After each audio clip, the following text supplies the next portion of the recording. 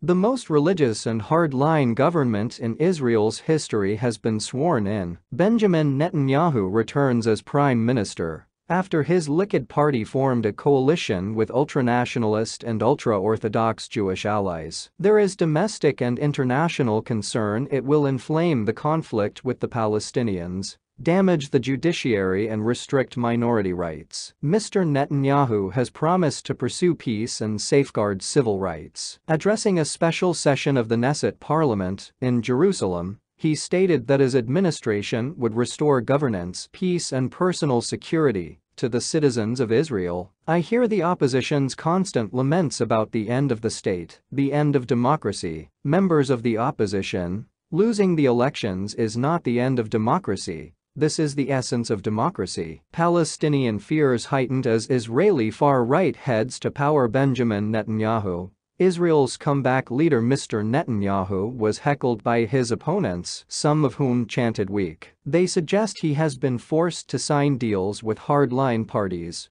because more liberal ones refuse to sit in government with him. While he is on trial on charges of bribery, fraud and breach of trust, he denies any wrongdoing. Several hundred protesters meanwhile gathered outside, waving Israeli flags, rainbow flags bearing the Star of David, and signs reading "Shame, Danger, and Down with Racism." More, a woman from Jerusalem told, "I'm here because my country's falling apart from its democratic values." This is a record sixth term as prime minister for Mr. Netanyahu, who was ousted by his opponents 18 months ago. But his coalition partners are pledging to lead the country in a new direction. The first guiding principle of the new government, published on Wednesday, declares that the Jewish people have an exclusive and unquestionable right to all areas of the land of Israel. It says that includes the occupied West Bank and promises to advance and develop settlements there. About 600,000 Jews live in about 140 settlements built since Israel's occupation of the West Bank and East Jerusalem in 1967. Most of the international community considers the settlements illegal under international law, though Israel disputes this. There are also some 100 outposts, small settlements built without the Israeli government's authorization across the West Bank. In a coalition deal with the ultranationalist religious Zionism party he signed last week, Mr. Netanyahu agreed to retroactively legalize the outposts. He also promised to annex the West Bank,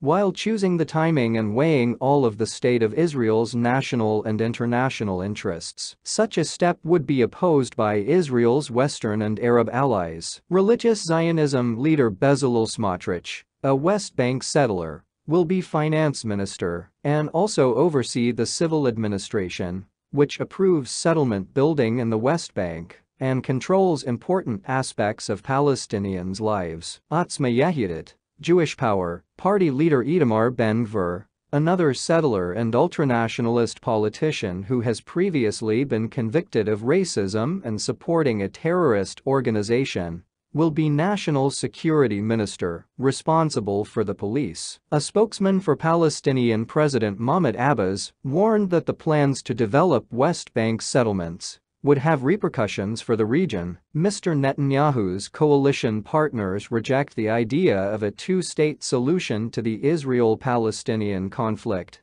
the internationally backed formula for peace, which envisages an independent Palestinian state in the West Bank alongside Israel, with Jerusalem as their shared capital. There have also been expressions of concern both inside and outside Israel about some ministers' very rigid views on the application of Jewish law and LGBTQ rights. Avi Maoz, head of the anti-LGBTQ Noam party, will serve as a deputy minister in the prime minister's office. He has called for Jerusalem's gay pride event to be banned, disapproves of equal opportunities for women in the military, and wants to limit immigration to Israel to Jews, according to a strict interpretation of Jewish law. Activists, doctors and business leaders have meanwhile warned that discrimination against LGBTQ individuals could potentially be legalized if the anti-discrimination law is changed to allow businesses to refuse services to people on religious grounds.